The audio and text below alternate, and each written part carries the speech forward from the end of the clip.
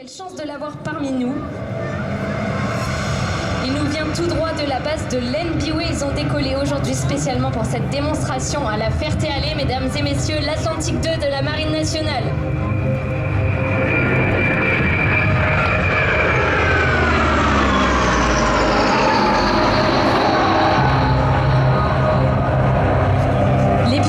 Ne sont pas des démonstrateurs, ce sont des pilotes opérationnels en flottille qui consacrent de leur temps libre et leur week-end pour être parmi nous aujourd'hui.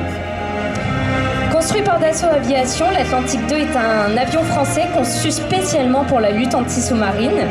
Il est l'héritier direct du Breguet Atlantique et aujourd'hui il continue de traquer les menaces invisibles sous la mer comme dans les airs. Sur 3 niveaux, dans les airs, à la surface de l'eau et sous l'eau. Une mission capitale quand on sait que la France possède le 2e plus grand espace maritime au monde derrière les États-Unis et juste devant l'Australie. C'est plus de 10 millions de kilomètres carrés à surveiller.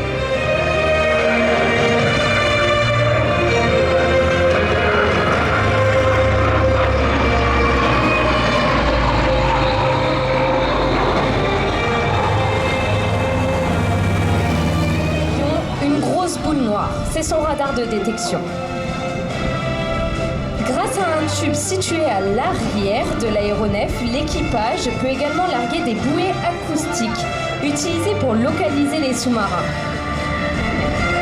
Et là, vous voyez la soute ouverte de l'Atlantique 2 avec un missile Exocet. Et oui, l'Atlantique 2 est capable d'emmener et de larguer de l'armement, des torpilles MU-90, des missiles Exocet et des bombes guidées laser.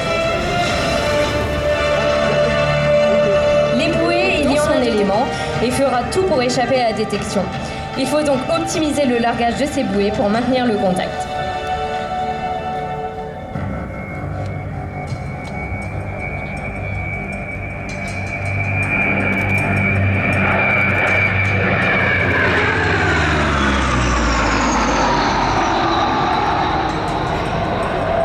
La devise de la 23F, la flottille opérant sur l'Atlantique 2 aujourd'hui, est claire. Quand je trouve, je pique. Cette phrase résume centaines de kilomètres à la ronde. Mais dès qu'il détecte un sous-marin, une anomalie, un bruit suspect, alors il pique. L'avion descend en quelques instants à très basse altitude, jusqu'à 100 pieds mer, soit à peine 30 mètres au-dessus de la surface de l'eau.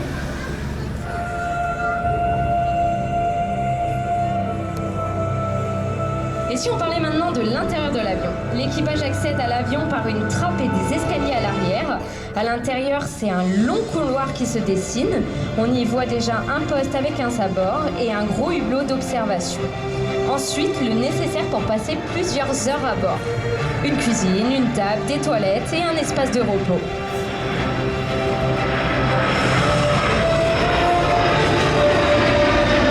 Les missions sont longues à bord de l'Atlantique 2. Elles peuvent durer 12 heures, voire même 14 heures.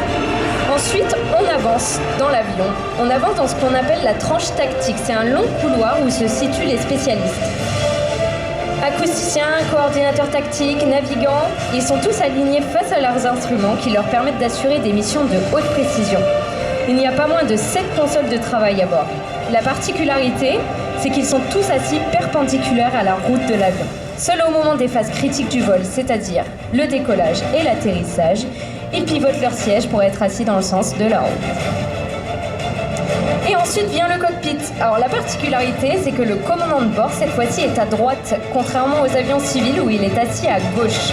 En qualité de commandant de bord, aujourd'hui, c'est Tommy. Il est issu de la filière des élèves officiers pilotes de l'aéronautique navale.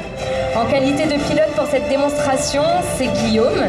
Il est entré dans la marine il y a 10 ans. Ils ont tous les deux commencé sur Xingu avant d'arriver sur Atlantique 2 au sein de la flottille 23F. Toujours dans le cockpit, et oui, puisqu'ils ne sont pas seuls, assis juste derrière eux, 2 personnels navigants techniques, Jérémy et Max. Il s'agit de 2 mécaniciens de bord qui s'occupent de tout l'aspect technique du vol, c'est-à-dire la gestion du carburant, la gestion des pannes, des moteurs. A noter qu'en général, un équipage se compose de 14 personnes à bord, selon les missions. Et maintenant pour son dernier passage, sur votre droite, en configuration atterrissage, train d'atterrissage, volet sortie, phare allumé, l'Atlantique 2.